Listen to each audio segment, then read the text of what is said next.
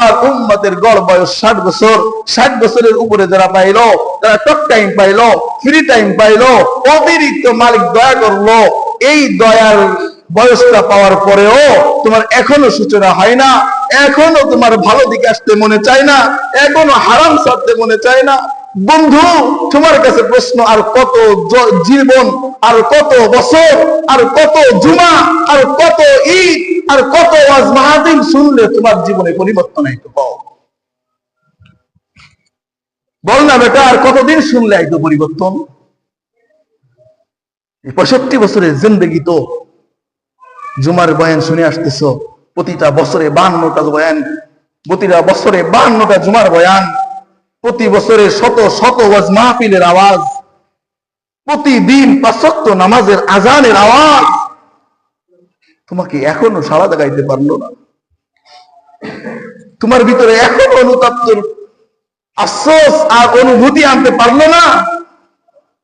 আর কতদিন গেলে, আর কত সময় অতিবাহিত হইলে, আর কত সময় এভাবে শুনলে, কত বছর আরো অতিবাহিত করলে নিজেকে পরিবর্তন করবা? বলো। মালিকের সামনে আর কতদিন শুনলে দাঁড় করাইতে পারবা নিজেকে? আল্লাহ রাব্বুল আলামিন কাল কিয়ামতের দিন কি বলবে জানেন? আরে বান্দা, সর্বশ্রেষ্ঠ কিতাব দিলাম, আসমান থেকে যত কিতাব আমি আল্লাহ পাঠাইছি 104খানা, তার ভিতরে সর্বশ্রেষ্ঠ কিতাব তোকে দিলাম। সর্বশ্রেষ্ঠ মানব, সর্বশ্রেষ্ঠ নবী, নবীদের নেতা, সাইয়্যিদুল আম্বিয়া, আমার অন্তর, আমার প্রিয় মানুষটা হাবিবকে তোকে নবী বানায় পাঠাইলাম, তোর কাছে নবী বানায় পাঠাইলাম, তোকে শ্রেষ্ঠ ধর্ম ইসলাম দিলাম, তোকে শ্রেষ্ঠ মালিক আমি আল্লাহ তোর মালিক হইলাম। এই 4টা শ্রেষ্ঠ জিনিস দেওয়ার পরেও তুই যে অরাস্তায় গেলি, শয়তানের কথায় গেলি, তুই যে পথভ্রষ্ট হইলি, তুই যে অপথে জীবনটাকে ব্যয় করলি, বল না তোকে আর কি দিলে তুই আমার কাছে ফিরে আসতিস? আর কত দামি কথা দিলে তুই আমার প্রতি ঈমান আনতিস? আমার কথাগুলা তোর কবে অন্তরে লাগতো বল না? তবে এই হাদিসিন বাদাহু ইউমিনুন। আল্লাহ রাব্বুল আলামিন কেমন যেন আফসোস করে ডাক দিয়ে বলতেছে, এ বান্দা, তবে এই হাদিসিন বাদাহু ইউমিনুন, এই কোরআনের থেকে আর কত দামি কথা কইলে তুই মানতিস? তোর অন্তরটা কাঁপতো, তোর ভিতর ইহসাস অনুভূতি আসতো, বল না আমাকে। আফসোস করে বলতেছে মালিক, তবে এই হাদিসিন বাদাহু ইউমিনুন, এই কোরআনের থেকে দামি কথা আর আসেনি? এই কোরআনের থেকে মূল্যবান শব্দ আর পৃথিবীতে আছে? আল্লাহ বলতেছে, এর থেকে আর দামি কথা কি বললে তুই আমি আল্লাহর দিকে ফিরতি, হারাম ছেড়ে দিতিস, আর কত বছর কোরআনের কথা শোনার পরে সুদের থেকে ফিরে আইতা, আর কত বছর কোরআনের কথা শোনার পরে ঘুষ থেকে ফিরে আসতা, আর কত বছর কোরআনের কথা শোনার পরে মিথ্যা ছেড়ে দিতা, বেপরদা ছেড়ে দিতা, আর কত বছর শোনার পরে জনগণের টাকা মাইরে খাওয়া ছেড়ে দিতা, মসজিদের সম্পদ আত্মসাৎ করা ছেড়ে দিতা, আর কত জিন্দেগি, কত বছর, কত বয়ান, কত ওয়াজ মাহফিল, আর কতবার ডাকলে বান্দা তুই আমার কাছে আসতিস? মালিক আফসোস করে করে ডাকতেছে, তবে এই হাদিসিন বাদাহু ইউমিনুন। মেন কথা কি জানেন? এই কথা আমার আপনার ভিতরে ঢোকে না, আসর করে না। এর মূল যে কয়েকটা কারণ আছে, এর ভিতরে একটা কারণ, মোটা দাগের একটা কারণ দোস্ত, মোটা দাগের একটা কারণ হালাল ভক্ষণ করা, হালাল খাওয়া, হালাল রিজিক ভক্ষণ করা। হারাম খাইতে খাইতে খাইতে খাইতে খাইতে খাইতে রক্ত মাংস হারাম দ্বারা তৈরি হইতে হইতে এই কোরআন এখন হিতে বিপরীত আকর্ষণ করে। আমার ভিতরে ইহসাস, আমার ভিতরে অনুভূতি, আমার ভিতরে কোনো অনুভবের সূচনা করে না, বরং কোরআনের কথা বন্ধ করার জন্য, কোরআনের আওয়াজকে স্তব্ধ করে দেওয়ার জন্য, কোরআনের আওয়াজকে নিচু করে দেওয়ার জন্য, সীমাবদ্ধতা করে দেওয়ার জন্য আমার ভিতরে কোরআনের প্রতি আরো আক্ষেপ সৃষ্টি হয়। আল্লাহ রাব্বুল আলামিন ডাক দিয়ে বলতেছে, কবে ছাড়তিস? আর কতদিন, কতদিন আমার বান্দাগুলা ডাকলে কিভাবে ডাকলে আর কিভাবে বললে, কোরআন বাদে আর কোন দামি কথা দিয়ে বললে আমি আল্লাহর দিকে ফিরতি বান্দা। বর্তমান রাশিয়ার একটা এলাকার নাম সমরকান্দ। এই সমরকান্দে একজন ডাকাত ছিল, ডাকাত ফুজাইল নাম করে, ফুজাইল রহমতুল্লাহ আলাই। এই ডাকাত এত বড় ডাকাত ছিল, আমরা যেমন বাচ্চাদেরকে ঘুম পড়াইতে গেলে শিয়াল আসবে কিন্তু ভয় দিই না, বাচ্চাদের ভয় দিতে গেলে বাঘ আসবে কিন্তু, চোর আসবে কিন্তু, এগুলো বলে বলে বাচ্চাদেরকে ভয় দিই। তৎকালীন জামানায় সমরকান্দবাসীরা এই ফুজাইলের নাম বললে বাচ্চারা ঘুমাইতো। তুমি ঘুমাইবা না, ফুজাইলকে ডেক দিব কিন্তু, এখন ফুজাইল আসবে কিন্তু, ঘুমিয়ে যাও। বাচ্চারা ভয়ে ভীত সন্ত্রস্ত হয়ে ঘুমায়া যাইত। এই ডাকাত এত বড় ডাকাত ছিল। ফুজাইল রহমতুল্লাহ আলাই একদিন ডাকাতি করতে এক বাসায় আগমন করছে, বাসার ভিতরে ঢুকবে, এই মুহূর্তে বাসা থেকে আওয়াজ আইতেছে। গভীর রাতে নিস্তব্ধ, চতুর্দিক পুরো দুনিয়া স্তব্ধ হয়ে আছে, ঘড়ির কাঁটাটাও টং টং করে বাজতেছে, তার আওয়াজটাও কানে আইতেছে। এই নীরব নিভৃতিতে যখন এক বাসার ভিতরে ঢুকবে বন্ধু, ফুজাইল খেয়াল করলো ঘরের ভিতর থেকে কোরআনের একটা আওয়াজ আইতেছে, কোরআনের একটা আওয়াজ আইতেছে। এই কোরআনের ভিতরে এই আয়াতটা বারবার ওই লোকটা পড়তেছে। এই আয়াতটার ভিতরে আছে আলাম ইয়ানি লিল্লাযীনা আমানু আন তাখশা কুলুবুহুম লিযিকরিল্লাহ। আলাম ইয়ানি লিল্লাযীনা আমানু আন তাখশা কুলুবুহুম লিযিকরিল্লাহ।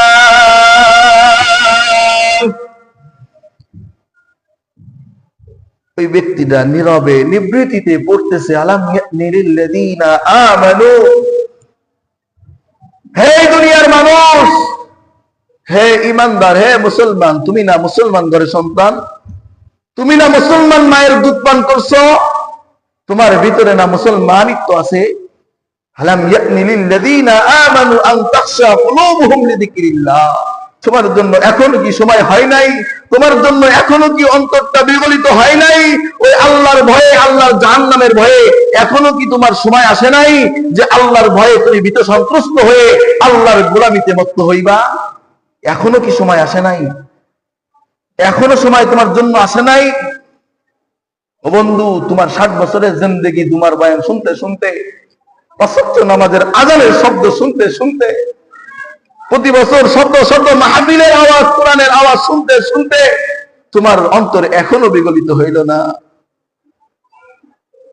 এই ডাকাত ফুজাইল এই আওয়াজ, এই কথা শোনার পরে থমকে দাঁড়ায় গেলেন, ঘরের ভিতরে আর ঢোকার সাহস পাইলেন না, হাত পা কাঁপা শুরু করলো।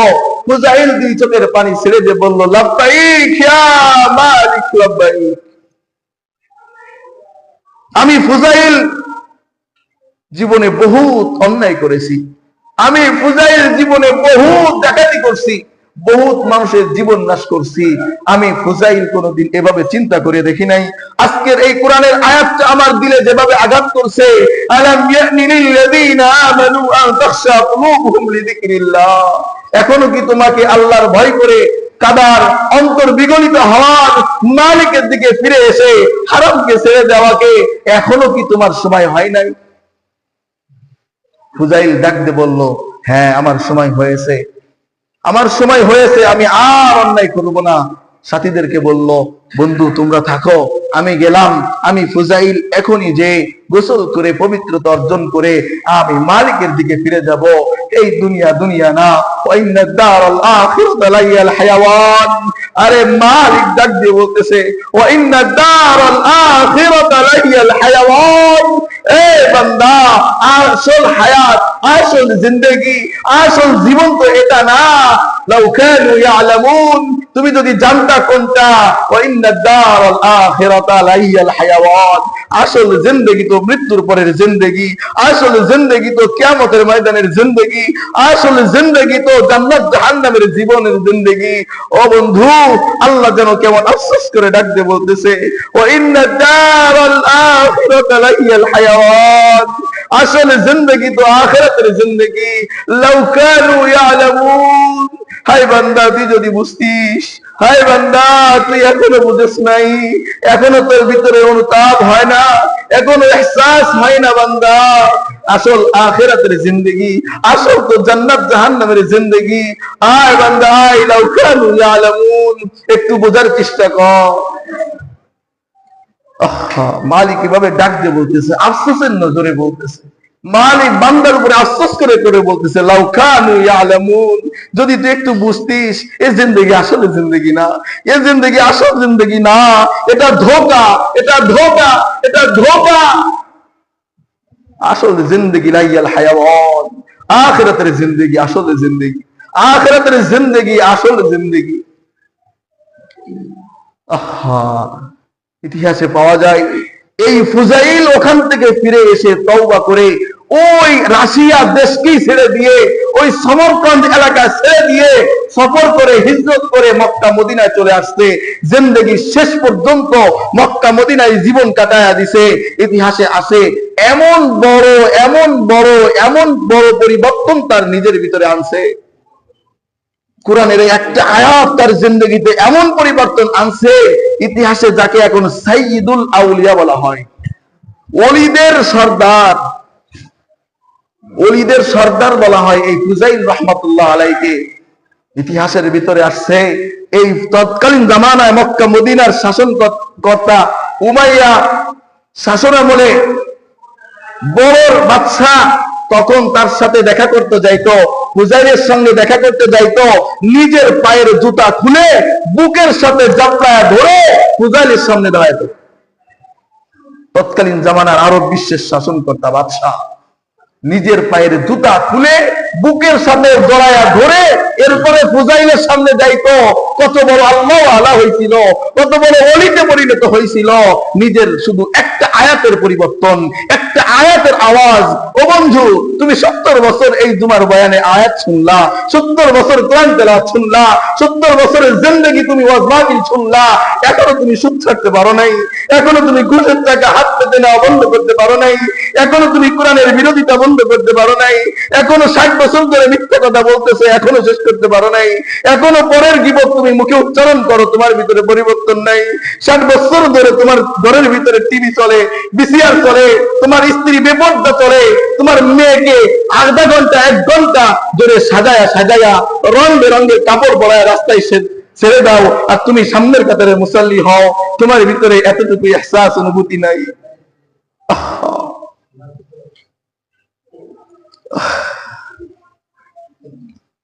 এই মানুষ,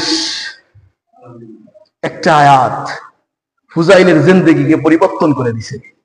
একটা আয়াত বড় ডাকাত থেকে আউলিয়া সাইয়্যিদুল আউলিয়া বানায় দিছে। জিন্দেগি পরিবর্তন। অথচ আমি আপনি 70 বছর শুনি, পরিবর্তন নাই। 80 বছর হায়াত পাইলাম, এখনো সুদ ছাড়তে পারি নাই, এখনো আল্লাহ রাসূলের সুন্নাত গায়ে উঠাইতে পারি নাই। অথচ আমরা মিথ্যা, কত বড় মিথ্যা দাবিদার, কত বড় বাটপার দেখেন। আমি মুখে বিড়ি টানি কিন্তু আল্লাহ রাসূলকে ভালোবাসি, আমি মুখে দাড়ি ছাড়া মুখকে ভালোবাসি কিন্তু আল্লাহ রাসূলকে ভালোবাসি, আমার দাড়ি তুমি দেখলে শরীর জ্বলে কিন্তু আল্লাহ রাসূলকে ভালোবাসি, আমার ঘরে 60 বছর ধরে ভিসিআর টিভি ভিসিআর উলঙ্গ বেহায়াপনা ছবি চলে, তবু আমি আল্লাহ রাসূলকে ভালোবাসি। আমার নারী, আমার বিবি, আমার মেয়ে, আমার মা, আমার সন্তানেরা বেপরদায় রাস্তায় চলে, তবু আমি আল্লাহ রাসূলকে ভালোবাসি। আমি নামাজের ধার ধারি না, তবু আমি আল্লাহ রাসূলকে ভালোবাসি। এত বড় মিথ্যা দাবিদার, এত বড় ধোঁকাবাজ আর কোথাও আছে কিনা ইতিহাসের পাতায় নাই। আহা, আফসোস।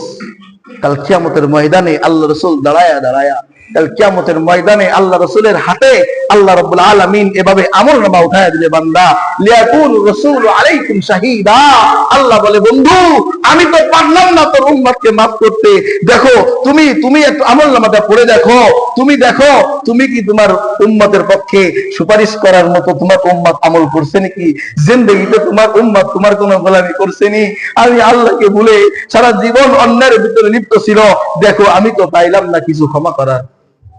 তখন আল্লাহ রাসূল বলবে, ডাক দে উম্মত, 23টা বছর মার খাইছি তোর জন্য, পিঠে রক্ত ঝরাইছি তোর জন্য, দান দান মুবারক শহীদ করছি তোর জন্য। উম্মত আর কতদিন আমি নবী কানলে তুই ফিরতিস বল না আমাকে? উম্মত আর কত জীবন মার খাইলে, আর কত বছর মার খাইলে তুই আমি নবীর কথা মনে পড়তো তোর, বল না একটু? আমি নবী আর কত রক্ত ঝরাইলে তোর অন্তরটাকে একটু নাড়া দিতে পারতাম, বল না উম্মত? আর কত জীবন তোর জন্য কত ভাবে নির্যাতিত হইলে, কত দিন আর মার খাইলে আমি নবী তোর অন্তরটাকে নাড়া দিতে পারতাম, একটু বল আমাকে, একটু বল। আহা, সেদিন আফসোস করে করে বলবে। আয়েশা রাদিয়াল্লাহু তাআলা আনহা থেকে একটা বর্ণনা পাওয়া যায়। আয়েশা রাদিয়াল্লাহু তাআলা আনহা বলেন, ইশার নামাজের পরে আমার স্বামী প্রিয় নবী আমার ঘরে আসছেন, আগমন আসছে, আসার পরে কিছুক্ষণ পরেই নবী আমার কামরার ভিতরে নামাজে দাঁড়ায় গেছে। সারা রাত্র ফজরের সময় আমি ঘুম থেকে উঠে দেখি নবী নামাজে দাঁড়ায় আছে। এই সারা রাত্র নামাজে দাঁড়ায়া দাঁড়ায়া একটা দোয়া শুরু করছে, আল্লাহুম্মা আয় আল্লাহ ইন তুআযিবহুম ফাইন্নাহুম ইবাদুক, ইন তুআযিবহুম ফাইন্নাহুম ইবাদুক, ওয়া ইন তাগফির লাহুম ফাআনতা আজিজুল হাকীম, ওয়া ইন তাগফির লাহুম ফাআনতা আজিজুল হাকীম। এই একটা দোয়া করতে করতে সারা রাত নবী নামাজে দাঁড়ায়া কাটায়া দিছে। আল্লাহ নবী বলছে, ইন তুআযিবহুম ফাইন্নাহুম ইবাদুক, আয় আল্লাহ, আয় মালিক, তুমি যদি আমার উম্মতকে আযাব দাও, আমার উম্মতদেরকে যদি তুমি জাহান্নামে দাও, তাহলে তো তারা তোমারই বান্দা, তুমি তো বানাইছো, তুমি তো আদর করে বানাইছো। ওয়া ইন তাগফির লাহুম, আর যদি তুমি তাদেরকে maaf করে দাও, ফাআনতা আজিজুল হাকীম, তাহলে তোমাকে বাধা দেওয়ার মতো তো কেউ নাই, তুমি তো বড়, তুমি তো সর্বময় ক্ষমতার মালিক, তুমি তো উত্তম বিচারক। আয় আল্লাহ, তাদেরকে আযাব দিলে তোমারই গোলাম, তাদেরকে ক্ষমা করে দিলে তোমারই তো বান্দা, তুমি ক্ষমা করে দিলে বাধা দেওয়ার মতো তো কেউ নাই। ও বন্ধু, এভাবে আল্লাহ রাসূল ডাক দিয়ে বলবে, আর কতদিন দাঁড়ায় দাঁড়ায় কানলে, আর কত কষ্ট করলে উম্মত তোর অন্তরের ভিতরে আমি একটু দয়া সৃষ্টি করতে পারতাম, বল না, বল। এভাবে ডাকবে, এভাবে বলবে, দোস্ত একটু খালি দুনিয়া পাওয়ার জন্য, এই রিজিক পাওয়ার জন্য, একটু রিজিক পাওয়ার জন্য, একটু ভোগ করার জন্য আজকে হারামের পথ বেছে নিলাম, আজকে হারামের পথ বেছে নিলাম। কিন্তু দুনিয়া তো আল্লাহ চালাইতেছে মুমিনদের উসিলাই, দুনিয়া তো আল্লাহ চালাইতেছে মুমিনদের উসিলাই। একটু আগেই বলছিলাম যে এই যে নিয়ামতগুলো আমরা ভোগ করতেছি, দৃষ্টি শক্তি দিয়ে দেখতেছি, শ্রবণ শক্তি দিয়ে শুনতেছি, সুস্থতার নিয়ামত ভোগ করে হাঁটতেছি, সুন্দর সুন্দর নিয়ামত ভোগ করতেছি, এটা আমার আপনার আমলের জন্য না দোস্ত, খাস বান্দা আল্লাহর ওলিদের জন্য, আল্লাহর খাঁটি বান্দা মুমিন মুসলমানদের জন্য। আল্লাহ রাব্বুল আলামিন বলে, যেদিন আমার একজন প্রিয় বান্দা দুনিয়ায় থাকবে না, এদিন আমি দুনিয়ায় রাখবো না, দুনিয়ায় রাখবো না। ওদের উসিলায় আজকে ঘুষ কর, তুই ঘুষ খাইতে পারস, ওদের উসিলায় আজকে সুদ কর, তুই সুদ নিয়ে বেঁচে যাচ্ছিস, ওদের উসিলায় নাফরমান মিথ্যাবাদী আজকে মিথ্যা বলে তুমি ছাড় পেয়ে যাইতেছ, ওদের উসিলায় আজকে জনগণের তা মেরে খাওয়া, নাফরমান আজকে জনগণের তা মেরে খেয়েও তুই ছাড় পেয়ে যাচ্ছ, শুধু মুসলমানের উসিলায়, শুধু মুসলমানের উসিলায়। বলতে পারেন হুজুর, যারা হারাম খাইতেছে, ঘুষ খাইতেছে, সুদ খাইতেছে, মসজিদের টাকা, মাদ্রাসার টাকা, রাস্তার টাকা, জনগণের টাকা, গভর্নমেন্টের টাকা, জনগণের টাকা মাইরে খাইছে, এরাই তো ভালো আছে, ঠিক কিনা? এরাই তো ভালো আছে দোস্ত। এ ভালো না, ফরমালিং, এটা ফরমালিং, এ ভালো না। বরযাত্রী দেখেন না, বরযাত্রী যায়, 200 মানুষ বরযাত্রী গেছে মনে করেন, বরযাত্রীদেরকে বসাইছে, বর যায় নাই, খানা দিব? বর নাই, বরযাত্রী যে উপস্থিত, খানা দেন আমাদেরকে, খানা দিব? খানা দিত না। বর যে বসবে, বরের আসন গ্রহণ করবে, এরপরে বরের উসিলা করে এই 200 বরযাত্রী খাবে, ঠিক কিনা? কিন্তু দেখেন বর বেশি খায় না বরযাত্রীরা বেশি খায়? বরযাত্রীরা কিন্তু বেশি খায়, বর কিন্তু বেশি খায় না বন্ধু। বর শুধু সামনে নিয়ে বসে থাকে, অল্প অল্প একটু ছিঁড়ে ছিঁড়ে খায়, কোন রকম ছিঁড়ে ছিঁড়ে খায়। তার টেনশন পরবর্তী জিন্দেগি কিভাবে কাটাবে। আর ওই যাত্রীদের টেনশন পাইছি ভোগ করে র, পরের চিন্তা পরে হবে। ও বন্ধু, মুমিনের টেনশন আখিরাত কিভাবে চালাবো। দুনিয়া ভোগ করলে তো করে গেলাম, আখিরাতে তো আমার জন্য কিছু বাকি থাকলো না। আর কাফের, বেজাইন, ঘুষখোর, সুদখোর, হারামখোর, মিথ্যাবাদী, এদের তো টেনশন দুনিয়া 2 দিনের ভোগ করে নে যা পাইছো, এদের তো আখিরাতে কিছু বাকি নেই। এদের তো আখিরাতে কিছু বাকি নাই। এই বরযাত্রীর ভিতরে চেয়ারম্যান গেছে, মেম্বার গেছে, নামি দামি নেতা গুতারা গেছে। যতই নেতা গুতা যাও, বর উপস্থিত না হওয়া পর্যন্ত কি দিত না? খানা দিত না। পরের দিন বরকে রেখে, ওই দিন বাদে পরের দিন বরকে রেখে ওই বউয়ের বাড়ি যায় নক করেন তো, যে আমরা 50 জন আসছি, খাইতে দাও। দিত? দিত না বন্ধু। এই জন্য মন খারাপ করার কোনো কারণ নেই। যারা হক পথে, সৎ পথে, ন্যায়ের পথে, তাদের জন্য অপুরান্ত নিয়ামত একেবারে আল্লাহ রাব্বুল আলামিন সাজায় রাখছে। যারা ভোগ করতেছে অন্যায় ভাবে, দুনিয়া ভোগ করতে দাও, এটা দুনিয়ার জন্যই সীমাবদ্ধ, তাদের জন্য আখিরাতে কিছুই বাকি থাকবে না। জামাই আসতে বেড়াইতে, জামাই আসতে বেড়াইতে, নতুন জামাই, জামাইকে বসাইছে শাশুড়ি আম্মা, ছেলেকেও বসাইছে, 2 জনকে খাইতে দিচ্ছে। ইলিশ মাছের বড় মাথাটা উঠাইছে জামাইয়ের পাতে, আর ইলিশ মাছের লাস্টের অংশ, লেজটা উঠাইছে ছেলের পথে। বড় মোরগ জবাই করে রানের পিসটা দিল জামাইকে, আর খাসা খুসা হাড্ডি গুড্ডির অংশটা দিল ছেলেকে। ছেলে মাকে ডাকতে বলে, মা, এটা কি তুমি অন্যায় করলা? এটা কি তুমি ইনসাফ করলা? আমার টাকার বাজার, আমার পরিশ্রমের টাকার বাজার, তুমি আসলটা, বড়টা, ভালোটা, সুস্বাদুটা জামাইকে দিলা, আর আমাকে দিলা বাতিলটা, যেটার ভিতরে স্বাদ নাই, যেটা খাইতে কষ্ট হয়, যেটা খাওয়া যায় না, এটাই তুমি আমাকে দিলা। তখন মা হেসে বলে, আরে পাগল, এটা তো সাময়িক। আরে বলো, এটা তো সাময়িক আদর। গুলশানে যে বাড়িটা, এটা তো আর এই বনদরে লিখে দিব না, এটা তো তোর নামেই যাবে, ঠিক কিনা? গুলশানের বাড়িটা তো তোমার নামে লিখবো বাবা, তুমি তো বুঝো নাই।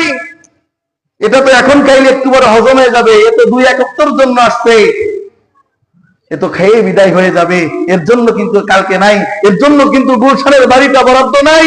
আরে বলো, তুমি সাময়িক কষ্ট করো, গুলশানের বাড়ি স্থায়ী এই সম্পদটা তো তোমার নামে উইল করব। এই জন্য ন্যায়ের পথের মানুষগুলা শুনে রাখো, তোমরা ঠকবা না। সত্যবাদী মানুষগুলা শুনে রাখো, তোমরা ঠকবা না। ঘুষ থেকে নিজেকে বাঁচায় রাখা, সুদ থেকে নিজেকে বাঁচায় রাখা, দুনিয়ার এই মোহ থেকে নিজেকে বাঁচায় রাখা মানুষগুলা শুনে রাখো, তুমি ঠকবা না বন্ধু। যদিও সাময়িক কষ্টে আছো, যদিও রিজিকের সাময়িক সংকীর্ণতার সম্মুখীন হইছ, খোদার কসম, তোমার জন্য মালিক জান্নাতে অফুরন্ত নিয়ামত রেখে দিছে। এই জন্য দুনিয়ার এতটুকু রিজিকের জন্য, দুনিয়া এতটুকু রিজিকের জন্য সুদের রাস্তা বেছে নিলা। এই মেন 4টা জিনিস, সর্বশ্রেষ্ঠ কোরআন, সর্বশ্রেষ্ঠ রাসূল, সর্বশ্রেষ্ঠ ধর্ম ইসলাম, সর্বশ্রেষ্ঠ সর্বময় ক্ষমতার মালিক আল্লাহকে 4টাকে দেওয়ার পরেও, 4টা পাওয়ার পরেও বান্দা তুই কেন ক্ষতিগ্রস্ত হইনি? তোর অন্তরটা একটু বললো না? তোর অন্তরটা একটু কাঁপে না? মালিক বারবার শতবার বলতে শুধু হারাম, বারবার শতবার বলছে ঘুষ হারাম, বারবার শতবার বলছে মিথ্যা হারাম, বারবার শতবার বলছে মালিক গুনাহ করিস না, গুনাহ করস না, গুনাহ করস না। এরপরেও আমার এত কথা, আমার এত, আমি মালিকের এত কথা তোকে একটু নড়াইতে পারলো না? তোর নরম, তোর অন্তরটাকে একটু নড়াইতে পারলো না? আরে বল না, এর কোরআনের থেকে আর দামি কথা, এই কোরআনের থেকে আর দামি কথা আর কি কইলে তুই মানতিস? বল, আমাকে বল। যে কোরআনের আয়াত, আল্লাহ বলতেছে, কোরআন থেকে আর দামি কোন কিতাব দিলে, কোরআন থেকে আরো দামি কোন কথা কইলে তুই এই অন্যায় গুলো ছেড়ে দিতিস, এই কোরআনের উপরে আমল করতিস, আমি আল্লাহর পথে ফিরে আইতা? বলো না বান্দা, বলো। এবার বলো না, তোমাকে আজকে এই দুনিয়া কে দিল এত? আজকে ফজরের নামাজ একটা মসজিদ না, 10-20টা মসজিদ, 10-12টা করে মাইক দিয়ে তোমাকে আজকে জাগাইতে পারলো না।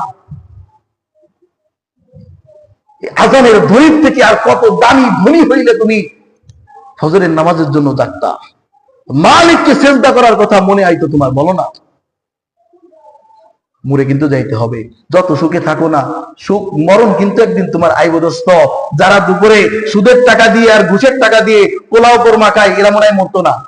মরবে না এরা? এরা তো ভালো মন্দ খাইতেছে, আমরা তো গরিব মানুষ, আমরা তো ভালো খাইতে পারতেছি না, আমরা মরে যাবো হয়তো। আমাদের হয়তো মৃত্যু আছে, এদের তো মৃত্যু নাই। সারা জীবন সুখের নীড়ে বসবাস করলেও তুমি মরে যাবা, আর সারা জীবন যে দুঃখের বিছানায় শুয়ে আছে সেও কিন্তু মরে যাবে বন্ধু।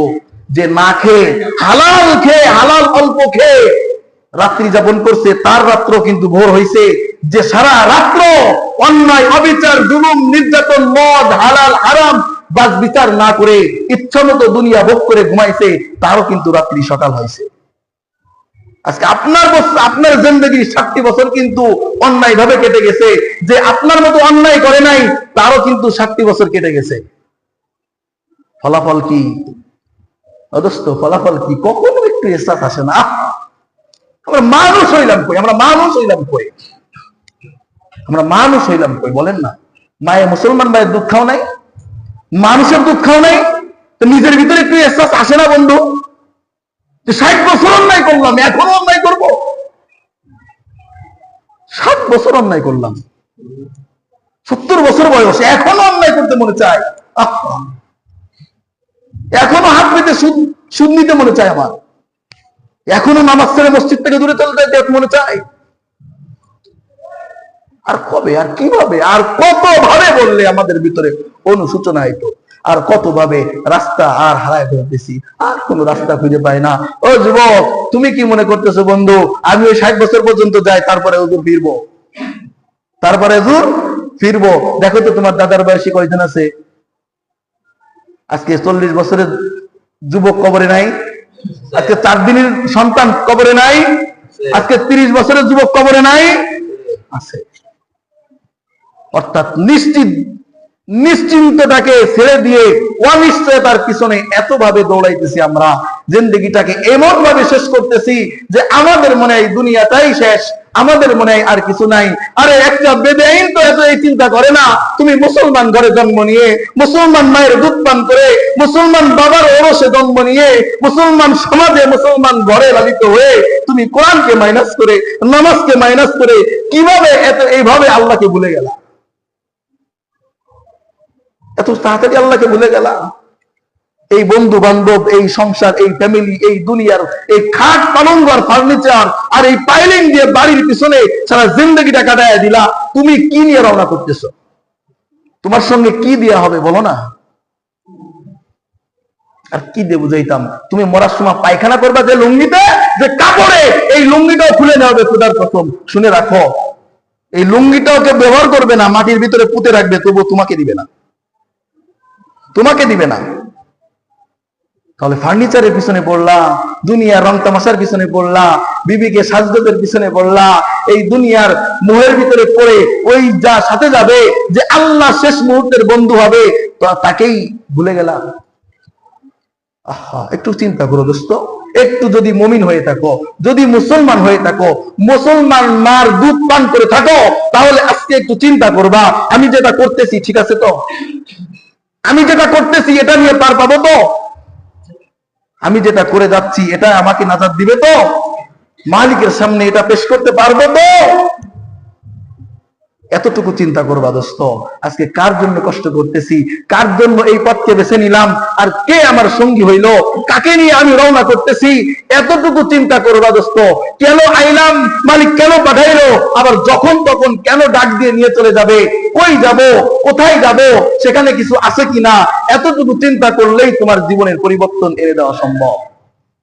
তোমার জীবনের পরিবর্তন এনে দেওয়া সম্ভব।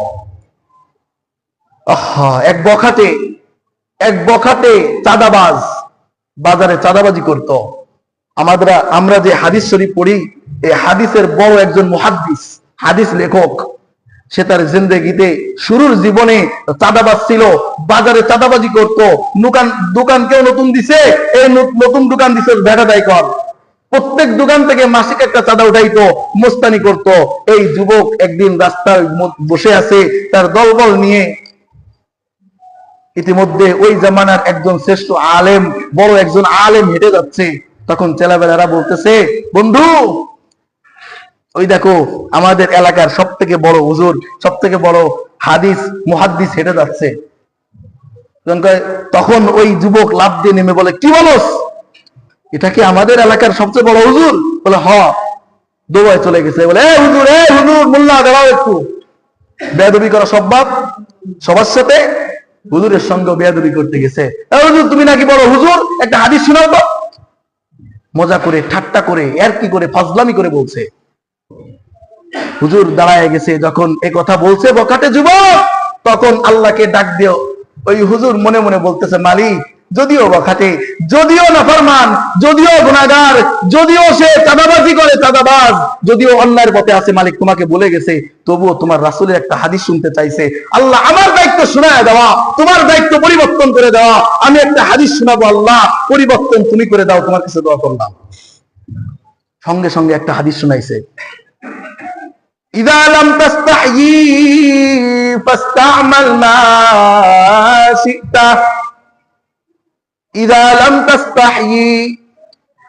হুজুর ডাক দিয়ে বলে, যদি তোর লজ্জা না থাকে, যদি তোর লজ্জা না থাকে, ফাস্তা'মাল মা শি'তা, তাহলে তুই যা ইচ্ছা করতে পারোস। নামাজ পড়বি না, সমস্যা নাই, তোর লজ্জা নাই। তুই ঘুষ খাবি, যা, তোর লজ্জা নাই। তুই সুদ খাবি, যা, তোর লজ্জা নাই। তুই মিথ্যা বলবি, যা, তোর লজ্জা নাই। অর্থাৎ যার লজ্জা নাই সে জিন্দেগি যেভাবে ইচ্ছা ওইভাবে পার করে। এই কথা বলার সঙ্গে সঙ্গে অন্তরের ভিতরে তুলের মতো আঘাত করছে। হুজুর আমার এত বড় কথা বললো, তাহলে আমি তো মনে যা চাই তাই করি, যাকে ইচ্ছা মারি, যাকে ইচ্ছা ছাড়ি, যা ইচ্ছা তাই করি, যেখান থেকে যা ইচ্ছা করার তাই করি, তাহলে আমার কি লজ্জা নাই? আমি কি বেলজ্জিত? তখন ওই লোক, ওই বকাটে, ওই চাঁদাবাজ এসে মাথাটা নিচু করে আছে, তার সঙ্গীদের সাথে বলে, কি হয়েছে তোমার? বলে, না আমার কিছু হয় নাই, যা আজকে থেকে তওবা করলাম, আজকে থেকে লজ্জাশীলা হইলাম। তাহলে আল্লাহ রাসূল যখন বলল যার লজ্জা নাই সে যা ইচ্ছা তাই করতে পারে, তাহলে তো আমি বেলজ্জিত। আমার লজ্জা নাই আমি চাঁদাবাজি করি, আমার লজ্জা নাই আমি ঘুষ খাই, আমার লজ্জা নাই আমি জোর করে মানুষকে জুলুম করি, আমি তো বেলজ্জিত। যা, আমি মানুষের সৃষ্টি, আমি মানুষের জন্ম, আমার মা মানুষ, আমার বাবা মানুষ, মানুষ যেহেতু লজ্জা তার আছে, আর যার লজ্জা নাই সে মানুষই হইতে পারে না। আল্লাহ রাসূল যখন বলছে, আজকে থেকে ঘোষণা দিলাম, আজকে থেকে তওবা করলাম, আমি আজকে থেকে মানুষে রূপান্তরিত হব।